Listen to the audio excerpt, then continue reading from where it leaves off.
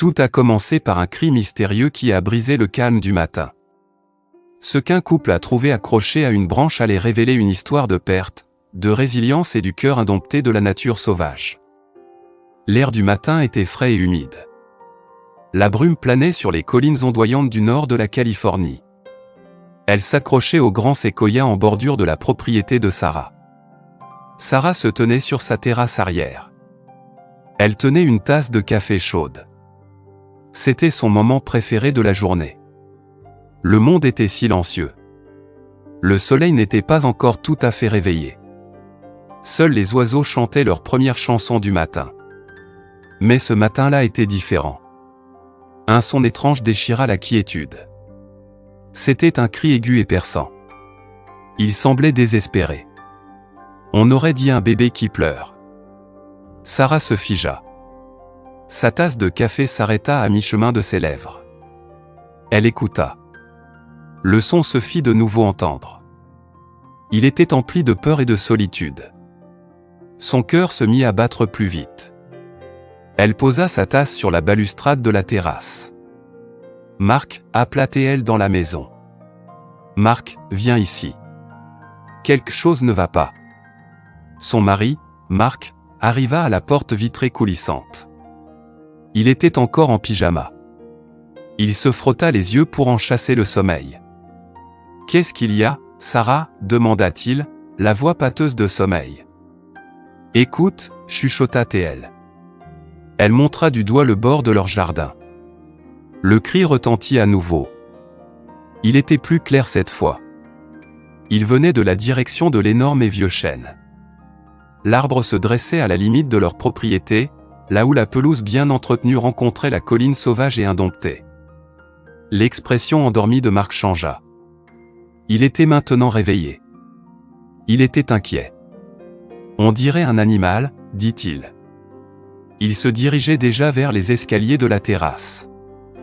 Un animal en détresse. Ensemble, ils traversèrent la pelouse. La rosée était froide sur leurs pieds nus. Les cris tristes devinrent plus forts à mesure qu'ils se rapprochaient du chêne massif. Ses branches étaient vieilles et noueuses.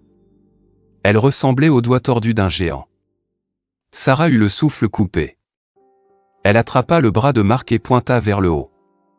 Là, dit-elle, la voix n'étant qu'un murmure feutré. À environ 15 pieds de hauteur, une minuscule créature était accrochée à une branche. La branche était fine. Elle tremblait à chaque petit mouvement. La créature était un bébé lynx roux. « Oh, mon Dieu » souffla Sarah. « Ce n'est qu'un bébé. » Le chaton était si petit. Il ne devait pas avoir plus de quelques semaines. Sa fourrure était tachetée et duveteuse. Il ressemblait à une peluche douce et vivante, mais sa peur était réelle. Ses petites griffes étaient profondément enfoncées dans l'écorce de la branche. Ses yeux étaient d'un bleu vif et saisissant. C'était la couleur des yeux d'un chaton avant qu'il ne vire au jaune d'un prédateur adulte. Ses grands yeux bleus étaient remplis de terreur. Toutes les quelques secondes, il ouvrait sa petite bouche et laissait échapper un autre gémissement déchirant pour une mère qui n'était pas là. Comment a-t-il pu monter là-haut, se demanda Marc. Il fit le tour de la base de l'arbre, essayant de mieux le voir. Le cœur de Sarah se serra pour le petit animal. Un puissant instinct protecteur l'envahit. « Nous devons l'aider » dit-elle fermement. « Il a dû être là toute la nuit. »« Où est sa mère ?» Ils scrutèrent la zone du regard. Ils regardèrent dans les buissons denses sur la colline. Ils balayèrent les ombres sous les autres arbres. Il n'y avait aucun signe d'un lynx roux adulte. Le ciel s'éclaircissait. Le soleil commençait à se lever. Avec la nouvelle lumière vint une dure réalité. Cette petite créature était complètement seule. Elle avait peur. Et elle avait désespérément besoin d'aide. « Je vais appeler le centre de sauvetage de la faune sauvage » dit Sarah. Elle retournait déjà rapidement vers la maison pour prendre son téléphone. Le centre local, Wild Paw, saurait quoi faire. Mais il était tôt. Il n'était que 6h45 du matin. Un message enregistré répondit à son appel. Il lui indiqua que le bureau n'ouvrirait pas avant 8h30. Ils sont fermés, dit-elle à Marc en revenant dans le jardin. Il se tenait sous l'arbre, regardant le chaton.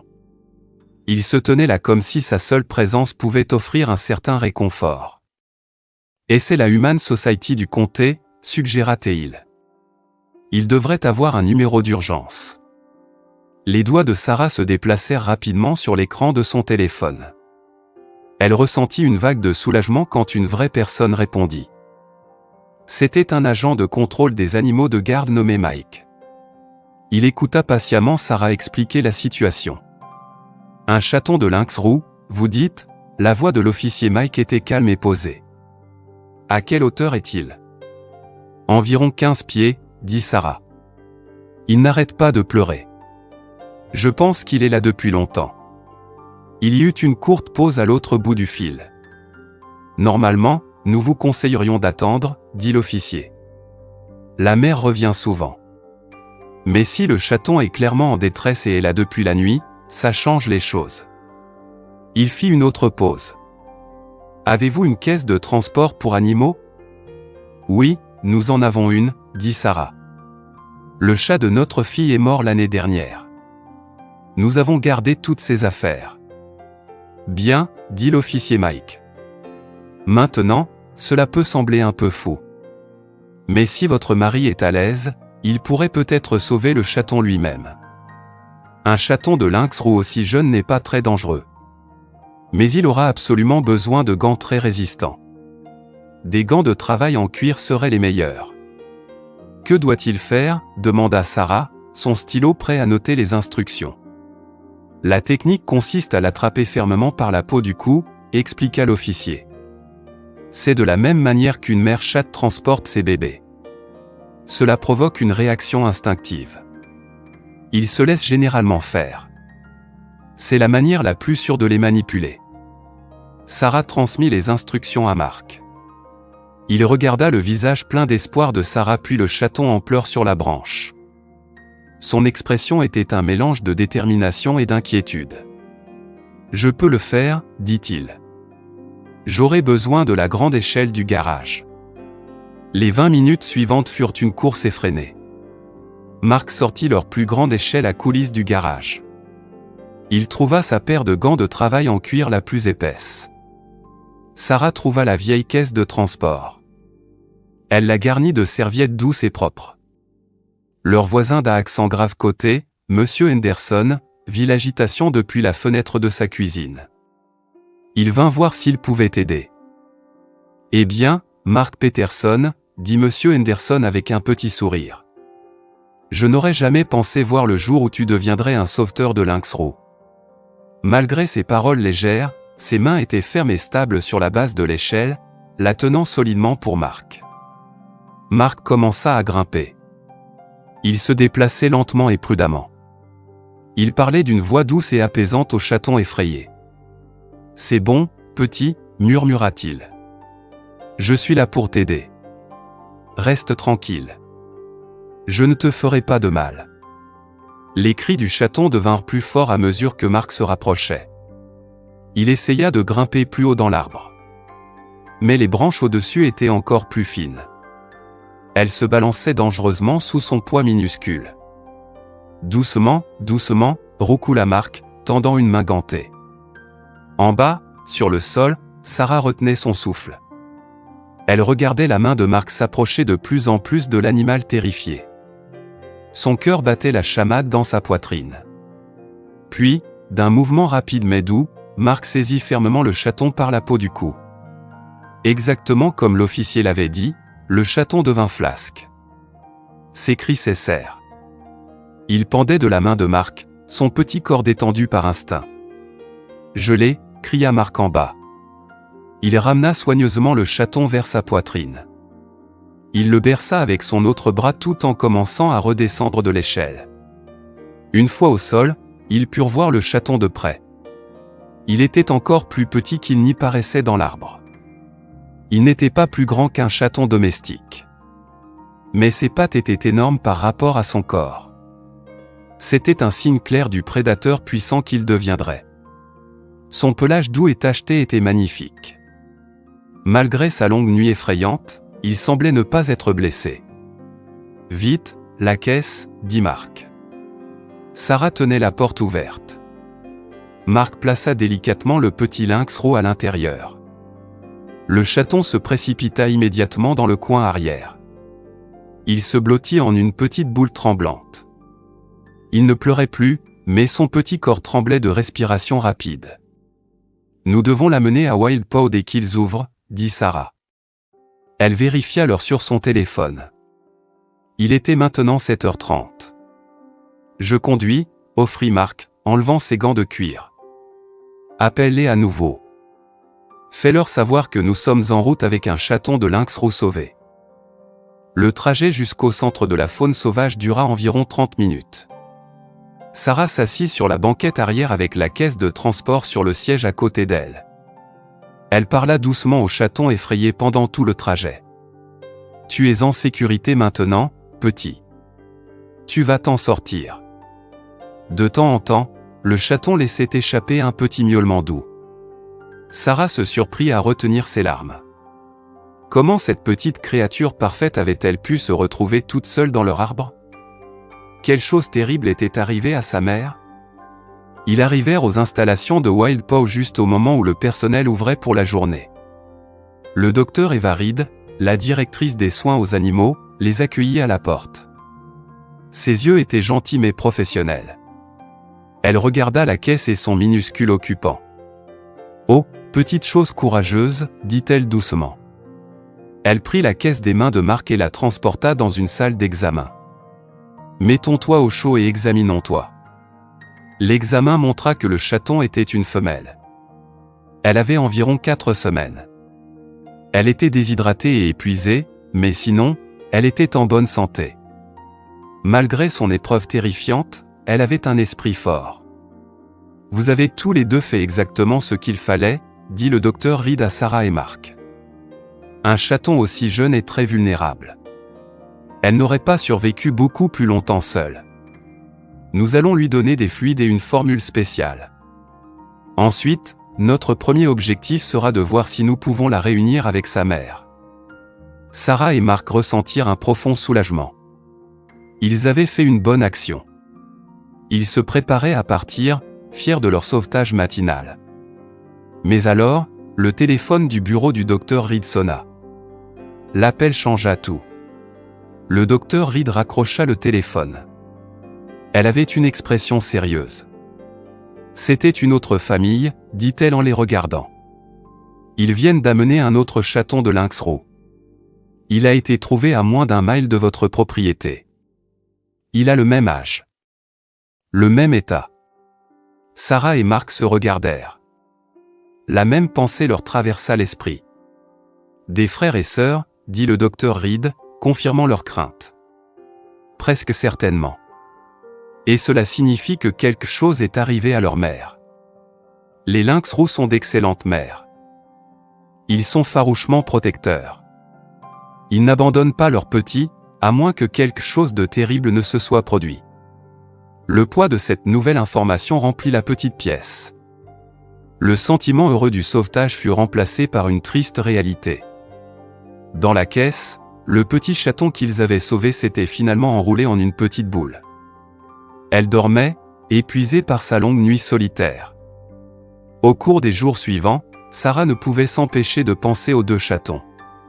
Elle appelait Wild Paw tous les jours pour avoir des nouvelles.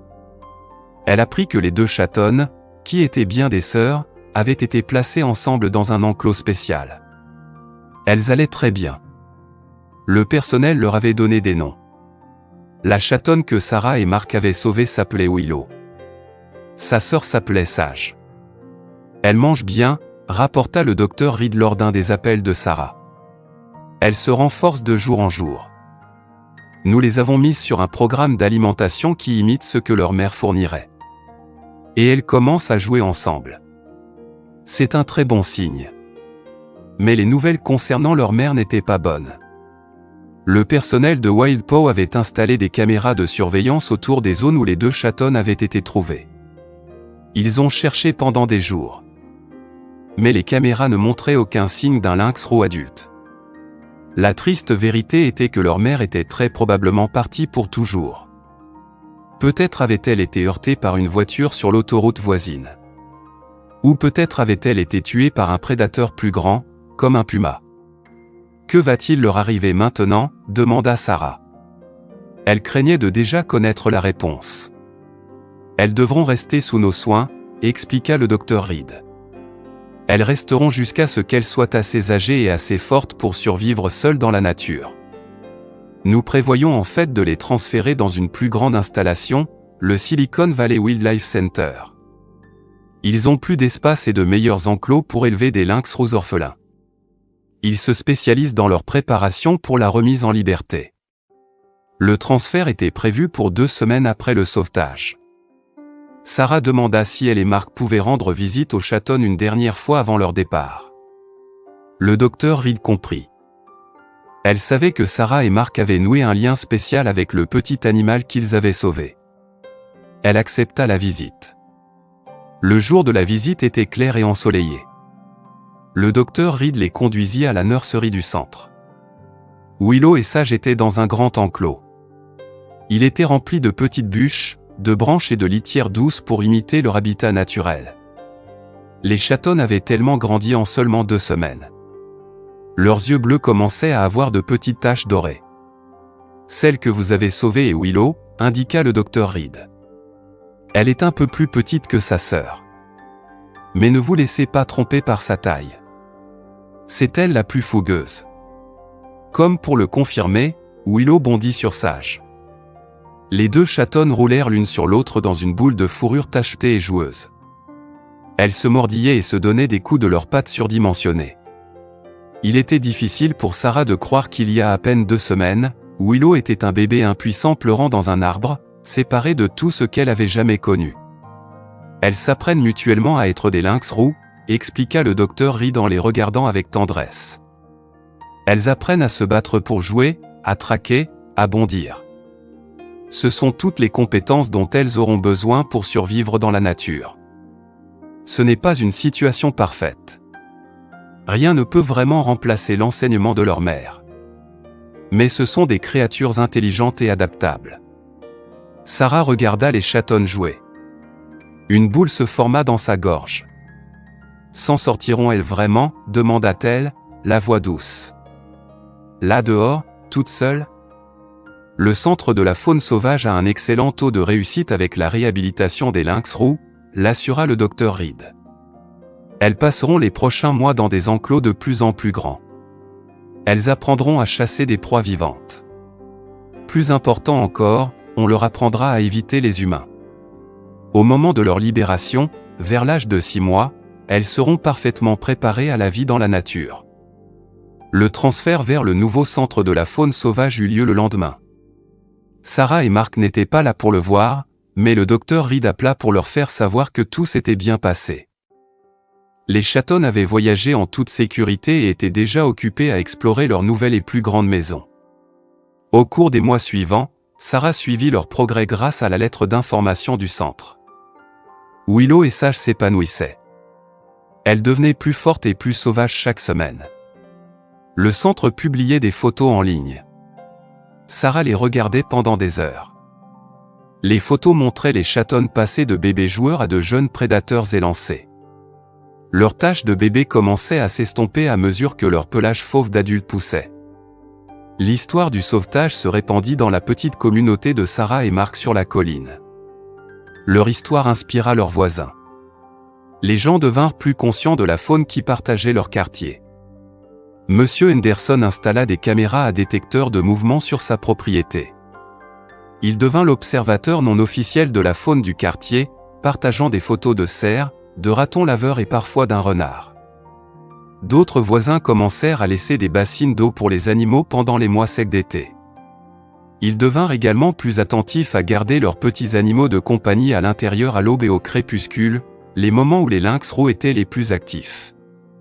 5 mois après le sauvetage, dans l'air vif de début septembre, Sarah reçut un appel téléphonique. C'était l'appel qu'elle attendait, celui qu'elle anticipait et redoutait à la fois. Willow et Sage sont prêtes à être relâchées, dit une voix du centre de la faune sauvage. Nous voulions vous inviter, vous et votre mari, à être présents. Après tout, vous avez sauvé la vie de Willow. La libération était prévue dans une zone reculée des collines au-dessus d'un grand réservoir. L'endroit avait été choisi avec soin. Il était loin des routes principales et disposait de nombreuses proies et d'eau pour les jeunes lynx roux. C'était un matin d'automne frais quand Sarah et Mark arrivèrent. Un petit groupe d'employés et de bénévoles du centre de la faune sauvage était déjà là. 2 grandes caisses de transport se trouvaient à l'arrière d'une camionnette.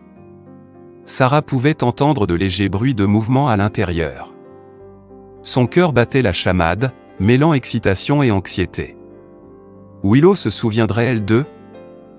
Une question plus importante était, la réhabilitation avait-elle fonctionné? S'était-elle vraiment transformée de chatons impuissants en animaux sauvages? Une biologiste de la faune sauvage responsable de la libération leur parla doucement. Ce sont des chattes différentes maintenant, les avertit-elle. Nous avons passé des mois à leur apprendre à craindre et à éviter les humains. Cette peur est essentielle à leur survie. S'il vous plaît, ne vous attendez à aucun signe de reconnaissance ou de gratitude. En fait, ce serait un mauvais signe.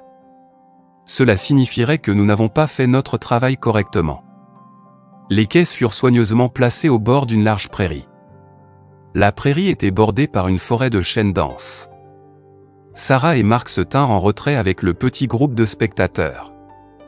La biologiste utilisa une longue perche pour déverrouiller les portes à distance. Pendant un instant, rien ne se passa. Puis, la porte de la première caisse s'ouvrit en grinçant. Sage sortit la première. Elle était prudente mais curieuse. Elle était devenue une jeune lynx roux magnifique. Son pelage était d'un beau brun fauve avec de légères taches encore visibles. Ses oreilles avaient les touffes noires distinctives de son espèce. Elle s'arrêta à l'entrée de la caisse. Elle se tint immobile, humant l'air avec son nez. Puis, d'un bond puissant et confiant, elle s'élança vers la lisière des arbres et disparut dans les bois. Quelques instants plus tard, Willow sortit de la seconde caisse. Sarah eut un léger hoquet. Le petit chaton en pleurs de l'arbre avait disparu. À sa place se trouvait une créature magnifique et sauvage. Elle se déplaçait avec une grâce fluide. Ses muscles ondulaient sous son pelage lisse. Elle s'arrêta et regarda en arrière une fois. Elle ne regarda pas les humains. Elle regarda vers la forêt, dans la direction où sa sœur était partie. Puis, elle aussi s'élança et disparut dans les arbres. Le groupe resta en silence complet pendant plusieurs minutes. Le seul son était le bruissement des feuilles alors que les 2 sœurs s'enfonçaient plus profondément dans leur nouvelle maison. Sarah trouva la main de Mark et la serra fort. Des larmes coulaient sur son visage, mais c'étaient des larmes de joie et de fierté. « Elles vont s'en sortir », chuchota-t-elle. « Grâce à toi », répondit Mark, passant son bras autour de son épaule. « Parce que nous n'avons pas ignoré ce son. Parce que nous nous sommes arrêtés pour aider. » La biologiste de la faune sauvage leur sourit. « Vous devez savoir que ces 2-là ont d'excellentes chances de survie, dit-elle. Elles sont fortes. Elles ont tissé des liens très forts, ce qui est crucial. Elles resteront probablement ensemble un certain temps avant d'établir leur propre territoire voisin. Dans 1 an ou 2, elles élèveront leur propre chaton. » Le retour à la maison fut silencieux. Sarah et Mark étaient chacun perdus dans leurs pensées. Le souvenir des cris désespérés du chaton qui avait déclenché toute cette aventure semblait dater d'une autre vie. Ils avaient sauvé une vie. En fait, ils avaient sauvé 2 vies. Ce faisant, ils étaient devenus une petite mais importante partie de l'effort plus large pour aider la faune et les humains à coexister. De retour à la maison, Sarah se tenait sur la même terrasse où elle avait entendu pour la première fois les cris de Willow. Le vieux chêne se dressait, grand et silencieux, ses branches tendues vers le ciel. Mais maintenant, quand Sarah le regardait, elle ne voyait plus seulement un arbre. Elle voyait un monument. C'était un rappel que parfois, la vie vous place exactement au bon endroit au bon moment pour une raison. Le sauvetage avait aussi changé Sarah et Mark. Ils devinrent des supporters dévoués de Wild Paw. Ils firent du bénévolat lors de collectes de fonds. Ils aidèrent aux programmes éducatifs pour la communauté. Marc apprit à construire et installer des nichoirs à chouettes. Il en plaça autour de leur propriété pour offrir des sites de nidification sur eaux chouettes et frais, ce qui aidait à contrôler la population de rongeurs naturellement. Sarah rejoignit une équipe locale de suivi de la faune. Elle apprit à identifier les traces et les excréments d'animaux. Elle commença à comprendre les vies secrètes des créatures qui partageaient les collines autour de leur maison. Un an plus tard, presque au jour exact du sauvetage, Sarah était de nouveau sur sa terrasse avec son café du matin. Un mouvement à la lisière des bois attira son attention. Un lynx roux émergea des arbres. Il marcha silencieusement et gracieusement à travers leur jardin. Il était impossible de savoir avec certitude, mais le félin semblait jeune. Il avait une constitution svelte et athlétique qui lui rappelait tellement Willow. Le lynx roux s'arrêta près de la base du vieux chêne. Il leva les yeux, droit vers la branche où Sarah avait vu pour la première fois un petit chaton en pleurs. Il maintint son regard un long moment. Puis, il se retourna et continua son chemin, disparaissant à nouveau dans la brume matinale comme un magnifique fantôme.